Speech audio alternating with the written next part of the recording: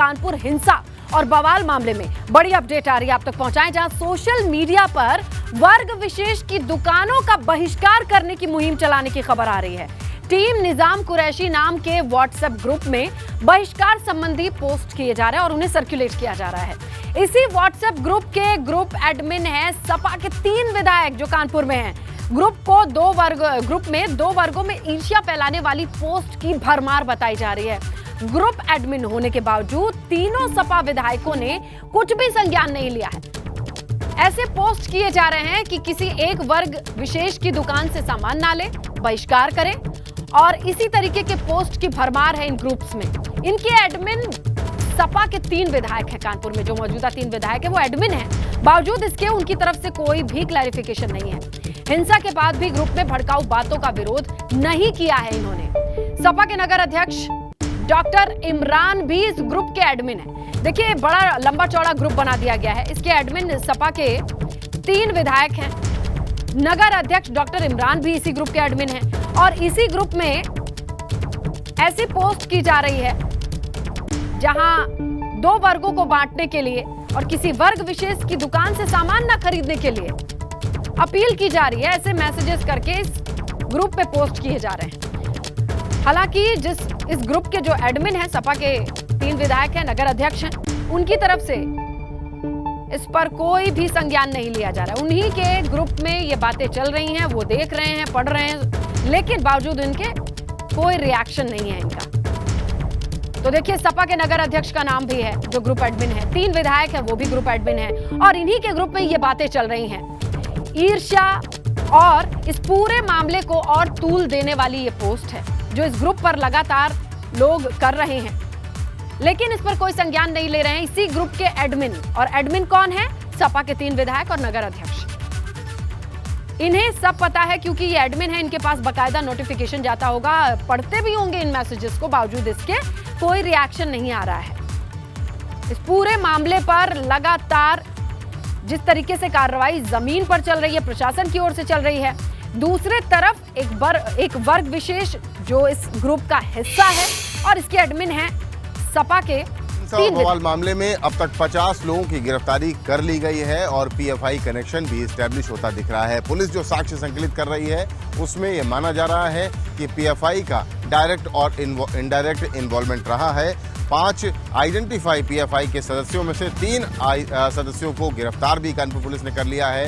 1 सदस्य विदेश भागा हुआ है और 5वां सदस्य अगर कहा जाए तो 5वें सदस्य बीमार पड़ा हुआ है। ये पीएफआई कनेक्शन को एस्टैब्लिश करने के लिए के साथ साथ 3 लोगों को गिरफ्तार किया गया है। अगर सोशल मीडिया की बात की जाए तो जब से 3 जून से ये हिंसा हुई है, सोशल मीडिया पर लोग अनाप शनाप लिख रहे हैं, आपत्तिजनक बातें, कंटेंट लिख रहे हैं और सोशल मीडिया पर एक वर्ग विशेष की दुकानों के बहिष्कार के लिए भी लिखा जा रहा था। इस बहिष्कार में एक नया खुलासा ये हुआ है कि टीम निजाम कुरैशी के नाम से एक व्हाट्सएप ग्रुप बनाया गया था और इसी में बहिष्कार की पोस्ट डाली गई। इसी व्हाट्सएप ग्रुप के एडमिन चौंकाने वाले हैं क्योंकि एडमिन इस ग्रुप के कानपुर शहर के आरनगर विधानसभा से विधायक अमिताभ वाजपेयी हैं, सीसामऊ से विधानसभा पहुंचे हुए इरफान सोलंकी हैं और कैंट विधानसभा से विधायक मोहम्मद हसन रूमी हैं। ये तीनों इस ग्रुप में मौजूद हैं और 2 एडमिन हैं। इसके साथ ही समाजवादी पार्टी के जो अध्यक्ष हैं, जिला अध्यक्ष डॉक्टर इमरान भी इस ग्रुप के एडमिन हैं और इस ग्रुप में साफ तौर पर जो परेड स्थित, जहां पर हम मौजूद हैं, परेड स्थित तमाम संस्थानों के बहिष्कार के बारे में लिखा गया है। चाहे वो बंसी लाला हो, चाहे वो दयाराम स्वीट्स हो, चाहे वो गुप्ता जी की कूलर की दुकान हो, ऐसे लिखा गया है। ये निजाम कुरैशी वही है जिसको कुछ दिन पहले ही समाजवादी पार्टी ने अपनी पार्टी से पद मुक्त कर दिया था। आरोप तब लगे थे कि निजाम कुरैशी चूंकि इन हिंसा मामले में आरोपी है और आरोपी को जेल भेजा गया है, इसीलिए पल्ला झाड़ते हुए टीम निजाम कुरैशी से पल्ला झाड़ लिया गया था।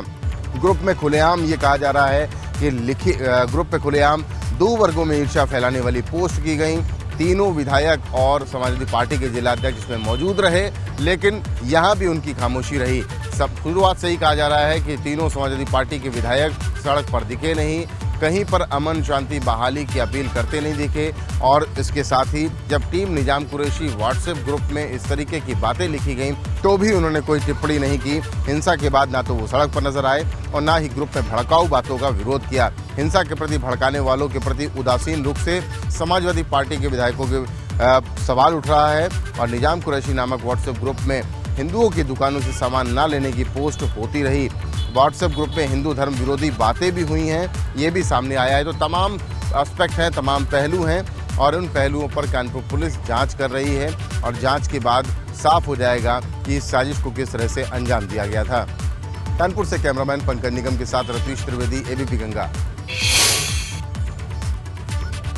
तो देखिए, कानपुर हिंसा पर एक और अपडेट है जहां 100 पत्थरबाजों का पोस्टर तैयार है, ये जानकारी आ रही है। देखिए, पोस्टरबाजों और पत्थरबाजों के पोस्टर फिर से चौराहे पर लगाएंगे। पहली खेप लगाई जा चुकी है, 50 चेहरे थे इसमें, अब दूसरे खेप की तैयारी है। 100 लोगों की शिनाख्त हुई थी, 40 लोगों के पोस्टर पहले ही आ चुके हैं, अब दूसरे पोस्टर की तैयारी है।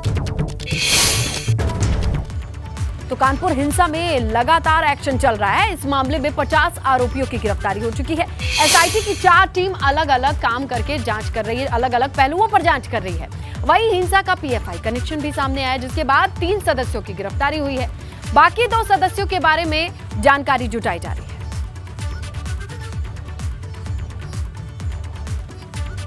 तो देखिए, 4 टीमें हैं एसआईटी की जो 4 पहलू पर काम कर रही हैं। पोस्टर के लिए अलग से मुहिम चलाई जा रही है, जहां 40 लोगों का पोस्टर जारी किया गया और आज उम्मीद जताई जा रही है कि एक और खेप आएगी शक्लों की एक पोस्टर में, जिसे फिर से चस्पा किया जाएगा और उसके हिसाब से धरपकड़ होगी। ये तमाम चीजें चल रही हैं। कानपुर हिंसा 3 जून के बाद से ही ये तमाम चीजें थमी नहीं हैं और कार्रवाई का जो दौर है वो चले जा रहा है, लेकिन रफ्तार और तेज हो गई है। तो चलिए, कानपुर हिंसा की अब तक की पूरी अपडेट ले लेते हैं। देखिए, 50 आरोपियों की गिरफ्तारी हो चुकी है, अन्यों की गिरफ्तारी के लिए छापेमारी जारी है। आज एक और पोस्टर जारी किया जा सकता है। कल पकड़े गए आरोपियों की पेशी हो सकती है। एसपी के स्तर पर 3 और अधिकारी कानपुर में तैनात हो सकते हैं। आईपीएस चारू निगम, अविनाश पांडे, अजय पाल शर्मा तैनात किए गए हैं। तीनों आईपीएस कानपुर हिंसा की जांच में सहयोग करेंगे और पुलिस ने उपद्रवग्रस्त इलाकों का रूट मैप तैयार किया है। अवैध इमारतों की पहचान करके लिस्ट को फाइनल किया जा रहा है।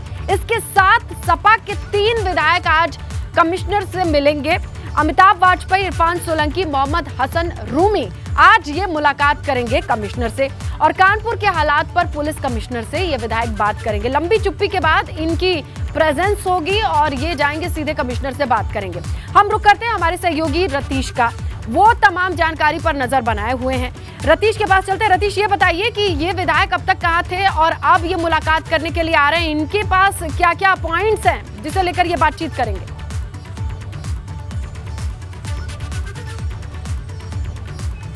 स्नेहा, बिल्कुल। सबसे पहले लेकिन आपको तस्वीरें दिखा दें कि कानपुर हिंसा और बवाल मामले में पेचबाग इलाके में हम मौजूद हैं और ये क्राइम इन्वेस्टिगेशन टीम है, क्राइम सीन है। सुबह से ही पुलिस ने अपना काम चालू कर दिया। 4 एसआईटी गठित की गई हैं और पेचबाग इलाके में उस जगह पर ये टीम पहुंची हुई है जहां पत्थर बरसा रहे थे, फायरिंग हो रही थी और बमबाजी हो रही थी। ये तस्वीरें भी दिखाना बहुत ज़रूरी हो जाता है क्योंकि कानपुर पुलिस अपने काम को दिन रात अंजाम देने में लगी हुई है। इसके साथ ही अगर बवाल की बात की जाए और विधायकों की भी बात की जाए तो बिल्कुल विधायक अब तक चुप थे, चुप्पी साधी हुई है, कुछ भी बोलने को तैयार नहीं। एक विधायक शहर से बाहर थे और जिन विधायक की यानी अमिताभ वाजपेयी की कॉन्स्टिट्यूएंसी है तो वो यहाँ पर फिलहाल दिखाई नहीं पड़े। लेकिन ये कहा जा रहा है कि उन्होंने समाजवादी पार्टी के राष्ट्रीय अध्यक्ष अखिलेश यादव को इस बाबत इत्तला दी है।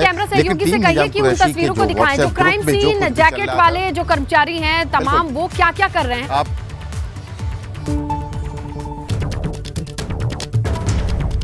कहूंगा कि वो तस्वीरें दिखाते रहे। लेकिन इस बीच ये भी एक फैक्ट सामने आया है कि जो तीनों विधायक समाजवादी पार्टी के हैं वो अब तक चुप थे, अब तक गायब थे और लापता थे। और जो टीम निजाम कुरैशी व्हाट्सएप ग्रुप पर चल रहा था वो 2 वर्गों में वैमनस्य बढ़ाने वाला था, ईर्ष्या फैलाने वाला था और वैमनस्य और ईर्ष्या फैलाने के जो पोस्ट किए जाते रहे उस पर कोई भी टिप्पणी उनके द्वारा नहीं की गई। ऐसा क्यों किया गया, ये ताज्जुब करने वाला, ये हैरान करने वाला है कि तीनों विधायक उसमें मौजूद हैं, 2 एडमिन हैं। समाजवादी पार्टी के जिलाध्यक्ष डॉक्टर इमरान उसके एडमिन हैं। तमाम बातें बता रहे हैं। इसी बीच बड़ी खबर आ रही है रतीश, दर्शकों को हम बताते चले। जफर हाशमी के पुलिस के सूत्रों से एक दावा ये हुआ है कि कई पुख्ता सबूत मिले हैं, बाहर से फंडिंग की जाती थी।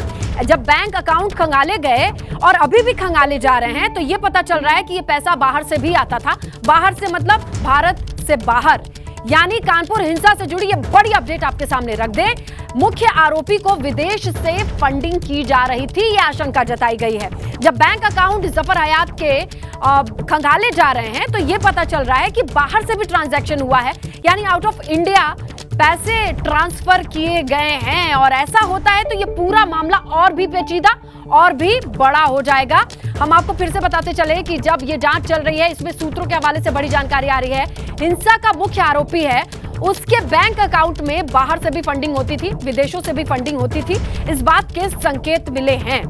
हमारे सहयोगी जहां इस वक्त जमीनी स्तर पर कार्रवाई चल रही है, जांच चल रही है, छानबीन चल रही है, वहीं पर मौजूद हैं रतीश। उनके जरिए भी हम पहुंच रहे हैं और तस्वीरों को आप तक पहुंचा रहे हैं, जहां किस तरीके से जांच की जा रही है। पत्थरबाज कहां से पत्थर बरसाते हैं, कौन कौन से बिल्डिंग्स पर चढ़ते हैं और कैसे चढ़ते हैं, ये तमाम चीजें अब पता लगाई जा रही हैं। 4 टीमें हैं एसआईटी की जो हर एक पहलू को जांच रही हैं। लेकिन ये बहुत बड़ा खुलासा होगा अगर बाहर से पैसों का दावा होता है, यानी बाहर से ट्रांजैक्शन होता है इंडिया से बाहर। आखिर हयात के बैंक अकाउंट को कैसे ये पैसे मिलते थे, फंडिंग कहां से होती थी, ये पैसे वाला पावर कहां से आता था। इसमें एक बड़ा एंगल ये सामने आ रहा है कि विदेशी मुद्रा यानी बाहर से भी पैसे इसके अकाउंट में ट्रांसफर हुए हैं। अभी भी बैंक अकाउंट पर काम चल रहा है, बैंक अकाउंट को खंगाला जा रहा है। पीएफआई कनेक्शन के अलावा अगर बाहर से पैसे ट्रांसफर हुए हैं, फंड ट्रांसफर हुए विदेश से, यह पूरा मामला एक और स्तर आगे पहुंच जाएगा। रतीश, ये बताइए, अगर बाहर से भी फंडिंग की बात सामने आती है विदेश से, तब तो यह मामला और पेचीदा हो जाएगा।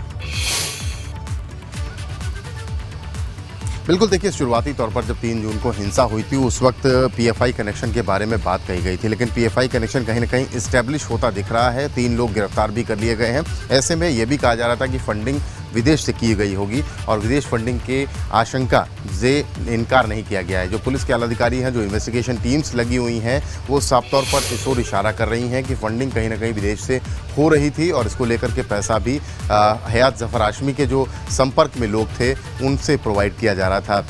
पुलिस के जो सूत्र हैं वो साफ तौर पे इस ओर इशारा भी कर रहे हैं कि पीएफआई फंडिंग के बाद इस ओर बैंक अकाउंट्स तमाम खंगाले जा रहे हैं और बैंक अकाउंट्स खंगालने पर कुछ इनपुट्स उनको मिल चुके हैं, यानी इस बात की तस्दीक कहीं ना कहीं हो रही है जाकर कि कुछ पैसा इधर से उधर गोलमोल किया जा रहा था और इतनी बड़ी जो हमले और उपद्रव की जो साजिश रची गई थी उसको अंजाम देने के लिए फंडिंग हो रही थी। लोकल स्तर पर भी कई सफ़ेद पोशों के द्वारा फंडिंग हुई है और इसके साथ ही बाहर से भी फंडिंग की बात निकल कर कानपुर हिंसा मामले पर तमाम अपडेट्स के लिए आपकी नजर बनी है और अब दर्शकों तक तमाम जानकारी देते रहें, लेकिन इस बीच बड़ी खबर भी आ रही है, वो हम आप तक पहुंचाएं। कानपुर हिंसा मामले पर लगातार अपडेट चल रही है और कई पहलुओं से अपडेट चल रही है, चाहे इसके मास्टरमाइंड से जुड़ी तमाम जांच से खुलासे हो रहे हों या फिर इस हिंसा में जितने लिप्त लोगों की धरपकड़ है उससे जुड़ी अपडेट हो। आपको बताएं, सत्यापन के बाद अवैध भवनों पर भी ताबड़तोड़ कार्रवाई होगी। देखिए, जो ऊंची ऊंची बिल्डिंग से चढ़ करके पेट्रोल बम फेंके गए और जो पत्थर बरसाए गए, उस पर भी अब कार्रवाई की तैयारी चल रही है। पुलिस कमिश्नर ने केडीए वीसी को 100 से ज्यादा भवनों की सूची भेजी है। इमारतों के नक्शे के साथ वैध या अवैध होने की जानकारी मांगी है। अब प्रॉपर पेपर मांगा जा रहा है, कागजात मांगे जा रहे हैं। जिला प्रशासन ने भी केडीए से ये आदेश दे दिया है कि आप वेरीफाई कीजिए, जितनी भी बिल्डिंग है ऊंची ऊंची, वो वैध है या अवैध, उनके कागज पूरे हैं कि नहीं, ये पता लगाइए। और अगर ऐसा नहीं होता है तो बुलडोजर चलेगा। पुलिस कमिश्नर ने कानपुर डेवलपमेंट अथॉरिटी वीसी को ये तस्दीक की है कि आप जरा पता लगाइए, वेरीफाई कीजिए, ये जो 5 से 6 मंजिला इमारतें थी, क्या ये वैध हैं? इनके भी सत्यापन की कार्रवाई शुरू हो, वेरीफाई किया जाए। नक्शे का और मालिकाना हक का, ये तमाम चीजों का प्रूफ और डॉक्यूमेंट इन्हें सबमिट करना होगा, वरना यह बिल्डिंग अवैध साबित होती है। अवैध साबित होती है तो आपको पता है कि क्या होता है, यूपी में अवैध बिल्डिंग को जमींदोज किया जाता है। तो हमारे सहयोगी रतीश लगातार नजर बनाए हुए हैं और आप तक अपडेट पहुंचा रहे हैं। रतीश, शुक्रिया आपका तमाम तस्वीरों के लिए, जानकारी के लिए। वक्त पड़ने पर आपसे फिर से अपडेट लेंगे, क्योंकि कानपुर हिंसा पर हर एक पहलू पर जांच बड़ी तेजी से चल रही है, हमारी नजर भी बनी हुई है। शुक्रिया रतीश। बात यूपी विधान परिषद की 13 सीटों पर होने जा रहे चुनाव की। जिसके नामांकन के लिए अब सिर्फ दिन बाकी रह गए हैं। माना यह जा रहा है कि भाजपा और सपा की तरफ से प्रत्याशियों के नाम का ऐलान किया जा सकता है। खबर यह भी है कि आज दोपहर 12 बजे स्वामी प्रसाद मौर्य और सोबरन यादव समेत 4 सपा प्रत्याशी अखिलेश यादव की मौजूदगी में नामांकन कर सकते हैं। वहीं भाजपा की ओर से प्रदेश के deputy CM Keshav Prasad Maurya, cabinet मंत्री भूपेंद्र चौधरी का नाम विधान परिषद चुनाव के लिए लगभग तय माना जा रहा है। 6 जुलाई को यूपी विधान परिषद के 13 सदस्यों का कार्यकाल खत्म होने जा रहा है और इसी मद्देनजर ये चुनाव हो रहा है। भाजपा के 3 हैं, सपा के 6, बसपा के 3, कांग्रेस के 1 एमएलसी का कार्यकाल पूरा हो रहा है। संख्या बल के हिसाब से अगर आप देखें तो सपा के 4, बीजेपी के 9 उम्मीदवार का विधान परिषद जाना तय है। बसपा से कोई भी उम्मीदवार या कांग्रेस से कोई भी उम्मीदवार नहीं जा सकेगा सदन। देखिए, इसी बीच विधान परिषद चुनाव को लेकर सपा की रणनीति से जुड़ी बड़ी खबर है कि अब गठबंधन से किसी सहयोगी को विधान परिषद सपा नहीं भेजेगी। सूत्र बताते हैं पार्टी यानी सिर्फ समाजवादी पार्टी से जुड़े लोगों को ही परिषद भेजेगी सपा। ये रणनीति का हिस्सा है। सपा से स्वामी प्रसाद मौर्य, सोबरन यादव का नाम फाइनल बताया जा रहा है और सुशील आनंद और प्रोफेसर अली खान, इनका नाम भी तय बताया जा रहा है। सूत्र से पता चल रहा है। आपको बताएं, खबर यह मिल रही थी कि सपा किसी अपने गठबंधन या सहयोगी दल को राज्यसभा चुनाव की तर्ज पर विधान परिषद भी भेज सकती है, लेकिन अब ऐसा नहीं है। पहले ओपी राजभर के बेटे अरुण राजभर को विधान परिषद भेजे जाने की चर्चा थी, लेकिन अब गठबंधन नहीं, सिर्फ सपा के लोग ही परिषद जाएंगे।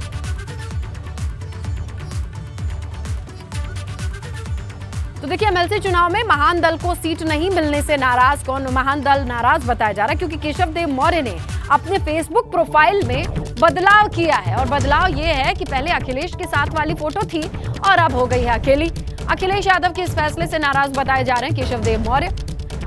स्वामी प्रसाद मौर्य को विधान परिषद भेजने से भी नाराज हैं। केशव देव मौर्य नाराज बताए जा रहे हैं क्योंकि देखिए, स्वामी प्रसाद मौर्य को तो भेजे जाने की खबर चल रही है, लेकिन केशव देव मौर्य अब नाराज है। सहयोगी दल थे, 22 के चुनाव में प्रचार में साथ नजर आते थे, लेकिन अभी नाराजगी की खबर आ रही है। सीधा रुख करते हैं हमारे सहयोगी अनुभव शुक्ला का और जानकारी लेने की कोशिश करते हैं कि भाई परिषद भेजे जाने और ना भेजे जाने की इस रेस से कौन कौन नाराज बताया जा रहा है। नाराज है तो उन्हें मनाने की कोशिश होगी, क्या रणनीति चल रही है? देखिए, सबसे बड़ी बात यह है कि आज समाजवादी पार्टी के चारों जो उम्मीदवार हैं वो अपना नामांकन दाखिल करेंगे और दोपहर 12:30 बजे ये नामांकन होगा जो विधानसभा का टंडन हॉल है, क्योंकि वहीं पर रिटर्निंग अफसर का कार्यालय बनाया जाता है और वहीं पर ये नामांकन दाखिल करेंगे। स्वामी प्रसाद मौर्य हैं, सोबरन यादव, ये 2 नाम तो कंफर्म है और ये दोनों आएंगे। खुद अखिलेश यादव भी मौजूद रहेंगे, लेकिन 2 और जो समाजवादी पार्टी के उम्मीदवार होंगे वो भी आज साथ में आएंगे और वो भी अपना नामांकन दाखिल करेंगे। अब उसमें एक नाम की चर्चा कल अचानक से आ गई, सुशील आनंद की। इसलिए आ गई क्योंकि पहले लोकसभा का आजमगढ़ में उपचुनाव सुशील आनंद को लड़ाने की बात हुई, जिला अध्यक्ष ने वहाँ सबको जानकारी दे दी। फिर उसके बाद अचानक ये तय हुआ कि वहाँ पर धर्मेंद्र यादव लड़ेंगे। ऐसे में कहीं दलित समाज के बीच आजमगढ़ में ये मैसेज न चला जाए कि समाजवादी पार्टी ने देखिए दलित उम्मीदवार को नहीं उतारा और नाम देकर वापस ले लिया, बी फॉर्म AB फॉर्म देकर वापस ले लिया, तो कहीं उसका नुकसान न उठाना पड़े, ये एक स्ट्रेटजी हो सकती है।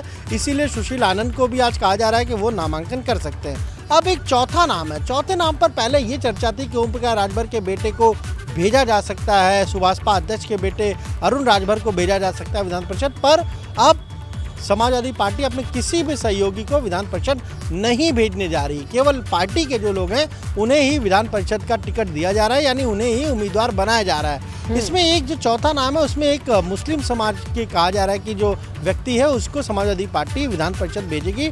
और इसमें सबसे ज़्यादा अगर किसी का नाम चर्चा पे है तो वो है प्रोफेसर अली खान, जो महमूदाबाद के रहने वाले अखिलेश यादव के बेहद करीब है। कई बार आपने उनको मंचों पर भी साथ देखा होगा, तमाम जगहों पर देखा होगा, तो उनके नाम की चर्चा सबसे ज़्यादा है। आप देखिए कौन अगर हम कहें अपना टिकट फाइनल करा पाता है, ये काफ़ी महत्वपूर्ण होगा और दोपहर तक इस पर तस्वीर साफ हो जाएगी। लेकिन एक स्ट्रेटजी थोड़ी बदली हुई लग रही है। समाजवादी पार्टी ने अभी तक कोई भी आधिकारिक घोषणा की ही नहीं है कि कौन उनका विधान परिषद का उम्मीदवार होगा, कौन विधान परिषद जाएगा। इस बारे में कोई आधिकारिक घोषणा नहीं हुई। हाँ, स्वामी प्रसाद मौर्य जरूर शनिवार को जब पार्टी कार्यालय बैठक में गए थे तब अखिलेश यादव ने ये कहा था कि आप अपना बिल्कुल नामांकन अनुभव, करिए मिशन मंगलवार को। सस्पेंस पर पहले उन्हें फ्रंट मंगलवार को फुट पर खेल नामांकन रही हैं करना दोनों पार्टियां और सपा भी पीछे नहीं है, किसी भी तरीके से पत्ते नहीं खोलेंगे। चलिए, और इसी बीच बड़ी खबर मिल रही है, यूपी में बड़ा प्रशासनिक फेरबदल हुआ है। 69 पीपीएस ऑफिसर्स के तबादले हुए हैं, कई जिलों के डीएम बदल दिए गए हैं। तो देखिए, बड़े पैमाने पर तबादला एक्सप्रेस चली है। ब्यूरोक्रेसी में बड़े बदलाव हुए हैं, ट्रांसफर हुए हैं। 69 पीपीएस ऑफिसर्स की ट्रांसफर, कई जिलों के डीएम बदल दिए गए हैं।